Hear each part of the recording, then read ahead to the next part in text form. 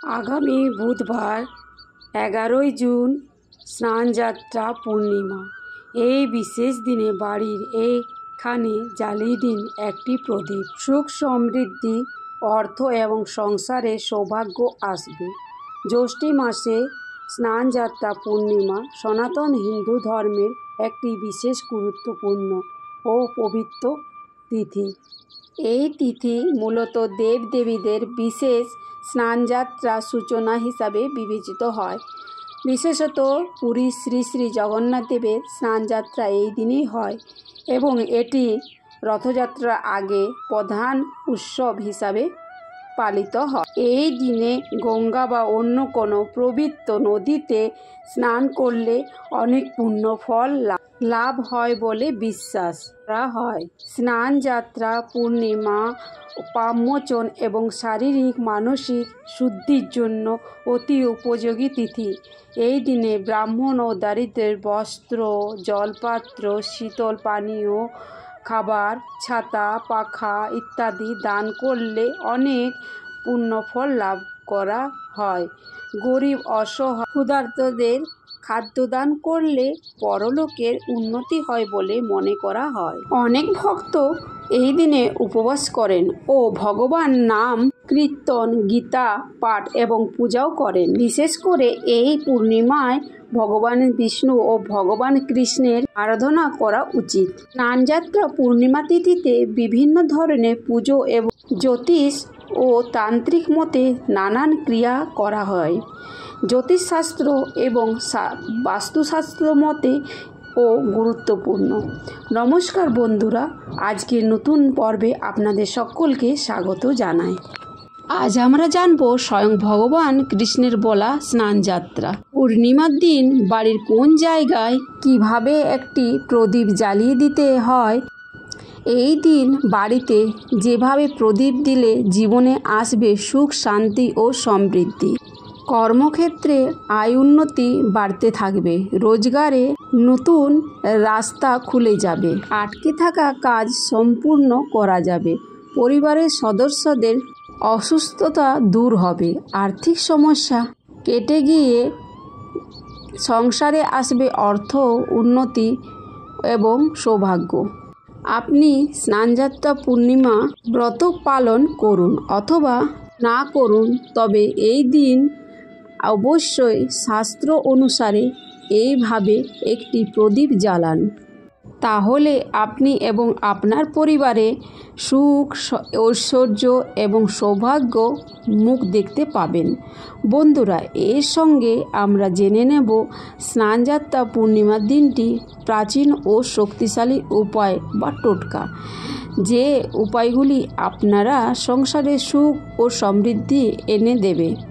বন্ধুরা, বিশুদ্ধ সিদ্ধান্ত পঞ্জিকা অনুসারে 10 জুন 2025 মঙ্গলবার সকাল 11:37 পূর্ণিমা শুরু হবে পরের দিন অর্থাৎ 11 জুন বুধবার বেলা 1:14 পর্যন্ত পূর্ণিমা থাকবে। উদয় তিথি অনুসারে এই দিন অর্থাৎ 11 জুন বুধবার জ্যৈষ্ঠ মাসে পূর্ণিমা ব্রত ও উপবাস ও শ্রী শ্রী জগন্নাথ দেবের স্নানযাত্রা মহোৎসব পালিত হবে। বন্ধুরা, স্নানযাত্রা পূর্ণিমার দিন ভগবান বিষ্ণু, ভগবান কৃষ্ণ এবং ভগবান শিব, প্রভু জগন্নাথ দেব, মা লক্ষ্মী এবং মা গঙ্গা পুজো করলে তা বিশেষ আশীর্বাদ নিয়ে আসে বলে মনে করা হয়। জ্যৈষ্ঠ মাসে পূর্ণিমা তিথিতে শ্রী জগন্নাথ দেব, বলরাম, সুভদ্রা স্নানযাত্রা পালিত হয়। এটি জগন্নাথ মন্দিরের অন্যতম প্রধান উৎসব এবং রথযাত্রার প্রাক উৎসব হিসাবে পরিচিত। স্নানযাত্রার দিন মন্দির থেকে দেবতাদের বিশেষভাবে সাজিয়ে স্নান বেদিতে আনা হয় এবং 108টি পবিত্র জলপূর্ণ কলস দিয়ে স্নান করানো হয়। এই জল গঙ্গা, যমুনা, গোদাবরী, নর্মদা ইত্যাদি নদী থেকে আনা হয়। এই স্নান মহারাজা স্নান বা দেবস্নান নামে পরিচিত। এই স্নানে বিশেষ বোঝানো হয় যে ঈশ্বর নিজে মানব সমাজে নিয়ম মেনে সুচরিতা আদেশ স্থাপন করেন। স্নানের পর দেবতাদের অসুস্থতার প্রতীকভাবে মানবিক রূপে তাদের অবতারে সুরহ ও স্নানযাত্রার পরে দেবতাদের অনসার গৃহে স্থানান্তর করা হয়। 15 দিন দেবতারা গোপন বিশ্রামে থাকেন এবং কেউ তাদের দর্শন পান না। একে বলা হয় অনসার কাল বা আধ্যাত্মিকভাবে যোগ নিদ্রা বা আত্মগবেষণার প্রতীক। এই সময় মন্দিরে সেবাযাত্রা, বিশেষ ভোগ ও চিকিৎসার অনুষ্ঠান পালন করেন। পরে দেবতারা নবযৌবন লাভ করে নতুন রূপে। প্রতি 12 বছর অন্তর নতুন কাঠে বিগ্রহ এবং অন্য বছরগুলিতে একই বিগ্রহে রথে আরোহণ করেন। এই তিথিতে গঙ্গা, যমুনা বা অন্য কোনো পবিত্র নদীতে স্নান করলে সকল পাপমোচন হয়। শাস্ত্রে বলা হয় যে সর্বপাপক্ষয়ং দানে সর্বসিদ্ধি, অর্থাৎ স্নান দ্বারা পাপ ক্ষয় হয় এবং দান দ্বারা সিদ্ধি লাভ হয়। সুতরাং এই দিনে দান করা বিশেষ পুণ্যকর। গরিব ও ব্রাহ্মণদের বস্ত্র, পাখা, জলপাত্র, খাবার, ফল, মিষ্টান্ন, জুতো বা ছাতা ইত্যাদি দান করলে বহু গুণ পুণ্য লাভ হয়।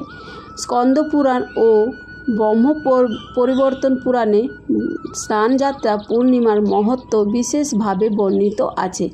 এতে বলা হয়েছে যে যারা এই দিনে নিষ্ঠাভাবে দান বা স্নান, উপভোগ বা উপাসনা করা জন্ম জন্মান্তর পাপ থেকে মুক্তি হন এবং বিষ্ণুলোক গমন করেন। এই দিনে যিনি স্নান ও দান করেন তিনি পিতৃপুরুষদের সন্তুষ্টি করেন এবং তাদের মুক্তি প্রদান করেন।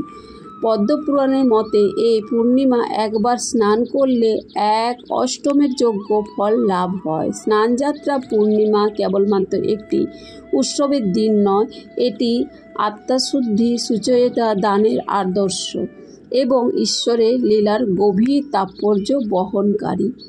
এই তিথি আমাদের মনে করিয়ে দেয় যে ঈশ্বর ও ভক্তের প্রেমের তার অপূর্ব লীলা আমাদের মতোই আচরণ করেন। বন্ধুরা, এখন আমরা জেনে নেব স্নানযাত্রা পূর্ণিমার 3টি প্রাচীন ও শক্তিশালী উপায় বা টোটকা, যে উপায়গুলি আপনারা সংসারে সুখ ও সমৃদ্ধি এনে দেবে। প্রথম উপায়টি হলো স্নানযাত্রা পূর্ণিমার দিন একটি ছোট তামার পাত্র বা তামার পয়সায় শ্রীথাটি লিখে মা লক্ষ্মীকে স্মরণ করে সেইটি গঙ্গা জলে ভাসিয়ে দিন। এর ফলে আপনার ধার দেনা বা ঋণ থাকলেও তা ক্রমশ মুক্তি পাবেন। দ্বিতীয় উপায়টি হলো জ্যৈষ্ঠী পূর্ণিমা, ভগবান বিষ্ণুর অত্যন্ত প্রিয় তিথি।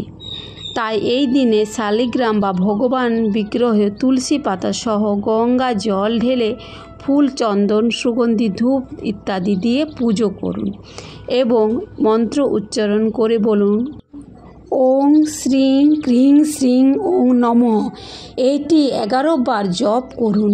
একে বলে শ্রী মা লক্ষ্মীনারায়ণ ব্রত। এর ফলে ঋণ মুক্তি ঘটে ও অর্থনৈতিক উন্নতি হয়। দ্বিতীয় উপায়টি হলো স্নানযাত্রা পূর্ণিমাতে দান করা অত্যন্ত শুভ। এই দিনে ব্রাহ্মণ, দুস্থ বা গরিব মানুষের চাল, গুড়, তিল বা কাপড় দান করার সঙ্গে যে কোনো একটি লাল রঙের বস্তু, যেমন লাল রঙের কাপড় বা লাল রঙের ফল বা লাল রঙের আপেল, বেদনা ইত্যাদি দান করুন। এটি মা লক্ষ্মীর বিশেষ প্রিয়। দান দেওয়ার সময় বলুন শ্রী শ্রী লক্ষ্মীদেব্যৈ নমঃ, অর্থাৎ আমি দেবী লক্ষ্মীর কৃপা ও কামনা এই দান করছি। এর ফলে লক্ষ্মীর কৃপা লাভ হয়, অর্থাৎ কষ্ট দূর হয় এবং সংসারে শান্তি আসে। বন্ধুরা, এই দিনে আমিষ খাবার যেমন মাছ, মাংস, ডিম ইত্যাদি, পেঁয়াজ, রসুন, মসুর ডাল ইত্যাদি তামসিক আহার এড়িয়ে চলুন এবং ঘরোয়া নিরামিষ আহার গ্রহণ করুন। স্নানযাত্রা পূর্ণিমার দিন সূর্যাস্তর পর শুদ্ধ বস্ত্র বাড়িতে ঠাকুরের আসনের সামনে একটি প্রদীপ জ্বালিয়ে, মাটির প্রদীপ হলে ভালো হয়, সম্ভব না হলে পিতল বা কাঁসার প্রদীপ ব্যবহার করবেন। প্রদীপে ঘি, তিল, তেল অথবা সরষের তেল ব্যবহার করতে পারেন। প্রদীপটি জ্বালিয়ে প্রভু জগন্নাথ এবং আপনার ইষ্ট দেবতা দেবীকে স্মরণ করে প্রথমে ঠাকুরের আসনের সামনে রাখুন। অন্তত 10 মিনিট রাখবেন। তারপরে প্রদীপটি উঠিয়ে নিয়ে বাড়ির বাইরে কোনো স্থানে বা বটগাছের সামনে রেখে আসুন। প্রদীপটি রেখে প্রণাম করবেন, তবে এই কাজটি গোপনে করবেন। বাইরে কোনো ব্যক্তি যেন না দেখে। আপনার পরিবারের কোনো সদস্য দেখলে কোনো অসুবিধা নেই। যদি বাড়ির কাছাকাছি কোনো অশ্বত্থ বা বটগাছ বা না থাকে, তাহলে বাড়ির তুলসী মঞ্চে রাখলেও সেখানে তুলসী গাছের সামনে প্রদীপটি রেখে প্রণাম করবেন। যদি সেটিও সম্ভব না হয়, তো বাড়িতে যদি তুলসী গাছ না থাকে, তাহলে বাড়ি বা ঘরের উত্তর পূর্ব দিকে কোনো স্থানে প্রদীপটি বসিয়ে দেবেন। নেশা জাতীয় কোনো খাবার এই দিনে গ্রহণ করবেন না। যারা নিয়মিত নেশা জাতীয় কোনো খাবার গ্রহণ করেন, স্নানযাত্রা পূর্ণিমার দিন অত্যন্ত ব্রতের পালনের সময় এইগুলি গ্রহণ করা ভালো না। স্নানযাত্রা পূর্ণিমা পালনের সময় পরনিন্দা, পরচর্চা, মিথ্যে কথা বলা, ক্রোধ, কলহ এবং সহবাস নিষিদ্ধ। এছাড়া স্নানযাত্রা পূর্ণিমার দিন সকল প্রকার ক্ষীরকর্ম ও নখ কাটা নিষিদ্ধ। বন্ধুরা, আশা করি ভিডিওটি আপনাদের সামান্য হলেও উপকারে আসবে। ভগবান কৃষ্ণ ও ভগবান শিব ও মা লক্ষ্মী এবং প্রভু জগন্নাথ কৃপায় আপনারা সবাই ভালো থাকুন, সুস্থ থাকুন এবং এই প্রার্থনা করি আপনারা যেন সবসময় ভালো থাকেন।